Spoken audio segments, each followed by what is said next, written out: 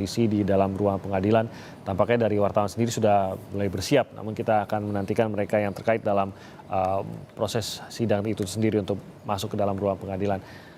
Terkait dengan proses yang sudah berjalan, Kang Asep mungkin ada memiliki komentar karena ini saya rasa kalau dulu saya bersama Kang Asep itu beberapa tahun yang lalu mengikuti salah satu sidang yang dengan sorotan yang sangat-sangat besar, yaitu sidang pembunuhan pada waktu itu. Tapi cukup linear ya Kang Asep, bagaimana proses hukum berjalan, pihak yang terlibat juga tidak banyak sehingga mudah mengikutinya begitu. Sementara di sini seperti saya katakan tadi, seluruh persidangan ini berjalan berbarengan, baik itu intinya yaitu sidang pembunuhan Brigadir Joshua maupun sidang obstruction of justice. Terlepas dari itu, tahapan dari sidang ini juga tampaknya ada yang berbeda-beda. Ada yang baru mencapai pembacaan eksepsi, ada yang sudah masuk ke pemeriksaan saksi kemarin yang kita saksikan begitu Kang Asep. Bagaimana kita menyederhanakan hal ini dan melihatnya agar cukup linear lah, kita lihat bahwa semua proses ini sebenarnya adalah satu proses untuk mencari keadilan terhadap pembunuhan Brigadir Joshua, Kang Asep. Ya, Mas Timi betul. Jadi sebenarnya ini tergantung kemampuan dari majelis atau pengadilan menyusun court calendar istilahnya. Jadi mekanisme lah, memanage bagaimana persidangan dengan cara aja sederhana, mudah, biaya ringan. Ya kita pengalaman yang dulu misalkan dulu yang perkara pembunuhan itu karena satu, tapi dua kubu juga berbeda pendapat. Ya. Itu lagi yang menarik di perkaranya Pak Ahok, malah lebih berat lagi itu kan karena demo dan sidangnya demo, makanya dipindahkan. Nah itu walaupun satu tapi tekanannya lebih kuat lagi ya di perkaranya Pak Ahok itu. Nah, ini sebenarnya perkara ini kan karena publiknya menarik perhatian penegak hukum, pelakunya banyak. Tapi peristiwanya cuma satu atau dua lah, tambah dengan bukti pembunuhan anaknya kan yang OOJ itu kan ya.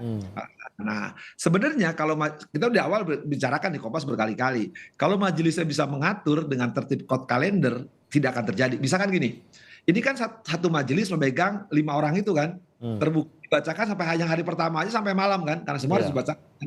Nah kemarin untuk juga udah mengurangi itu caranya. TNI tidak mengajukan eksepsi, langsung pemeriksaan. Cuman hakim akhirnya majelis yang sama juga ya memeriksa tuh 12, tapi tidak konsisten. Satu orang satu seorang dilarang disiarkan ya, kan dengan alasan tidak boleh berhubungan satu sama lain. Nah, tapi akhirnya mungkin karena yang 3 orang ini sampai jam 3 jam 4 kan padahal 12 sudah dihadirkan dan kebanyakan mereka dari luar kota dari Jambi. Akhirnya disatukan juga gitu.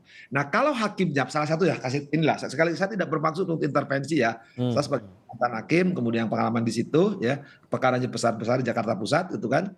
Ya, kita ratusan loh perkara ya, Pak Adi juga persis tuh. Kan harusnya misalkan ini tahu perkaranya banyak, udah kan dakwanya 340 minimal misalkan tuh. Pertanyaan-pertanyaan yang tidak relevan dengan dakwaannya jangan ditanyakan gitu. Seperti kemarin ada yang untuk kaitannya untuk dakwaannya FS OEJ-nya yang apa-apa undang-undang ITE-nya. Nah, jangan ditanyakan ke ya saksi tentang perkara itu karena itu tidak ada kaitannya dengan saya katakan lagi minimal kurangi pertanyaan-pertanyaan tidak relevansinya dengan surat dakwaan, satu itu.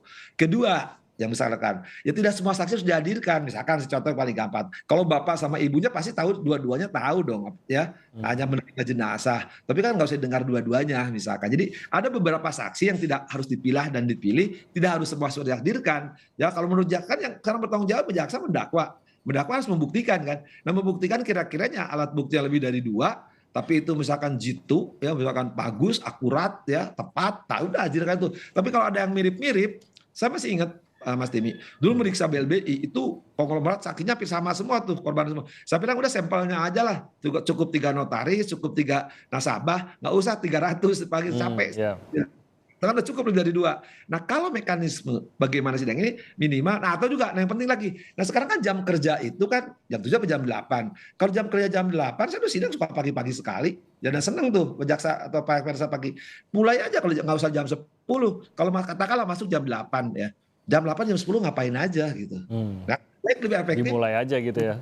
Nah, jadi semua bisa dipadatkan gitu. Kalau itu dilakukan dengan cepat, saya pikir kita tidak akan melelahkan. Toh juga sekarang hanya rame di awal, toh sekarang juga publik tidak terlalu ini. Coba kan publik hanya ingin melihat, cuma para pengamat mungkin atau para ahli hukum hanya melihat caranya sidang. Bagi publik mas sekarang tinggal menunggu, udah dihadirkan sidang, ternyata diproses juga kan. Mereka kan lagi nunggu kapan diputusnya nih, atau mungkin tengah-tengah. Siapa yang konsisten, FS atau E gitu kan? Mana yang jujur, mana yang mau mengatakan sebenarnya. Nah, itu mungkin hanya di situ tadi. Yang menarik itu nanti pemeriksaan yang 5 orang itu kan, Iya, ya iya. disidangkan kan dari ketika terdakwa, 4 jadi saksi, FS jadi terdakwa, jadi saksi. Nah, tapi kalau ini terjadi sesuatu, artinya apa? Nanti kepintaran dari penasihat hukum, kepintaran jaksa penuntut umum, kepintaran majelis bagaimana menanya, ya, yang efektif, efisien lah. Mungkin harus belajar sama Mas Timi dan kawan-kawan public speakingnya gitu kan.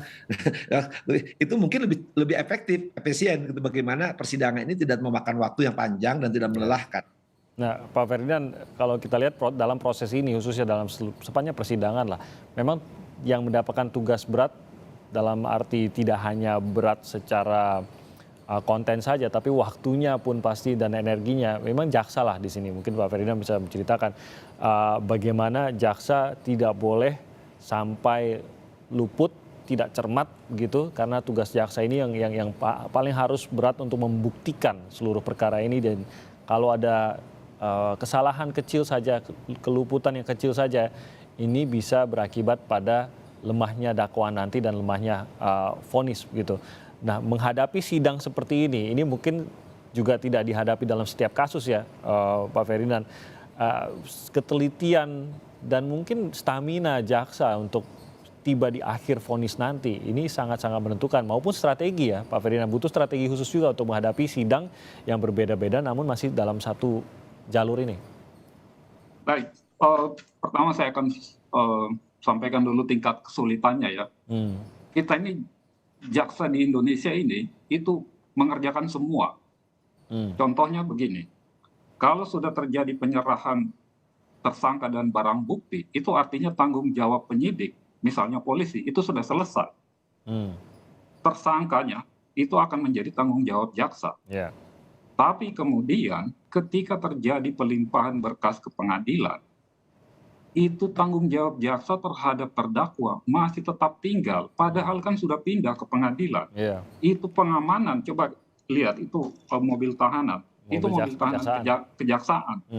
Harusnya kan seperti di luar negeri, jaksa datang ke pengadilan itu tinggal melenggang aja bawa berkas. Barang bukti, alat bukti ada yang urus, kemudian tahanan ada yang urus, itu semua di bawah pengadilan. Itu satu sudah menghabiskan waktu sendiri buat jaksa mengurus administrasi. Seperti itu. Kemudian kedua, ketika tanggung jawab sudah diserahkan ke pengadilan, saksi, terdakwa, tanggung jawab jaksa juga yang harus memanggil, habis lagi waktunya di situ.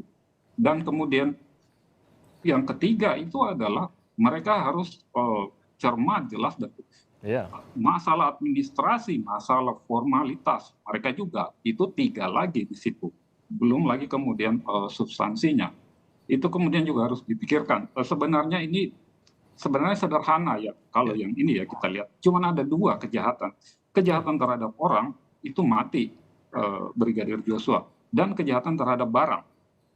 Ada CCTV yang dirusak. Sebenarnya kalau lihat intinya cuma 2. Cuman tadi seperti yang disampaikan oleh Kang Asep, cuman pelakunya banyak. Ada strategi jaksa untuk tidak menggabungkan semua. Sama seperti begini, kalau 10 telur dimasukkan ke dalam satu keranjang, kemudian pecah semua itu telur. Jadi itu strateginya adalah dipisah-pisah. Jadi kalau ada 1 telur yang pecah, tidak pecah semua. Makanya itulah saling dipelajari. Nah, bagaimana kemudian strateginya? Prinsipnya adalah, itu prinsip di kejaksaan itu adalah jaksa adalah satu dan tidak terpisah-pisah. Jadi sama seperti tim sepak bola, itu bisa ada pergantian pemain di antaranya. Jadi kalau kemudian ada masalah, misalnya ada kelelahan fisik atau psikis, itu gampang diganti. Jadi tim jaksa yang kita lihat di persidangan di televisi, misalnya ada berapa, 5 atau 6 orang, kemudian mereka bisa kemudian satu set diganti, misalnya didatangkan jaksa dari Papua atau jaksa dari Aceh, bisa saja, no problem. Mereka semua jaksa, jadi tidak ada masalah karena kita bekerja atau berburu seperti tim, jadi bukan satu persatu. Tentu saja berbeda kalau dengan penasihat hukum. Iya. Itu mereka lebih individual. Kalau kejaksaan tidak, jaksa itu bekerja berguru sebagai tim. Gitu. Jadi melihatnya bukan siapa sosok jaksanya, tapi ya udah ini adalah jaksa.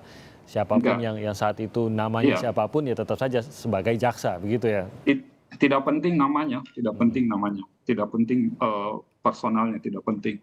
Yang penting siapa yang ada di situ itu adalah representasi, karena semua jaksa adalah simbol atau perwakilan dari Jaksa Agung. Jadi siapapun yang di situ adalah Jaksa Agung yang ada di dalam situ. Oke. Mas Timi, menarik Mas Timi. Nah, itu betul idenya Pak Ferdinand. Kalau jaksa kan bisa istilah penggantian pemain ya, sebenarnya satu kesatuan jaksa. Ini yang tidak ada penggantian pemain, majelisnya itu ya. Nah itu yang kan sebenarnya kan di awal kita bicarakan sebenarnya menurunkan majelis banyak ya, kalau misalkan 11 berkas 11 majelis, kalau selatan kurang ya tinggal detasering, turunkan hakim-hakim lain, itu sering hakim zaman dulu tuh hakim dari lain membantu. Jadi semua bisa 11 ruangan gitu kan dipakai gitu kan, dan 11 ruangan dipakai, cuman kan tidak mungkin, maka dulu tunggu yang lain. Itu mengurangi energi tadi tidak mungkin ya, kalau di hakim tidak mungkin penggantian pemain, tapi kalau satu orang FS dipegang majelis A di majelis B, nah saya berbarengan, cuman nanti emang jangan sampai putusannya satu sama lain memang bertentangan gitu, itu yang dikhawatirkan. Nah itu yang menarik kata Pak Ferdinand, sebenarnya hakim juga bisa tuh dengan cara, cuman ya katakan kemerdekaan, independensi, imparsial hakim, ya itulah kewenangan mereka. Padahal kita udah ingatkan loh di menit ini.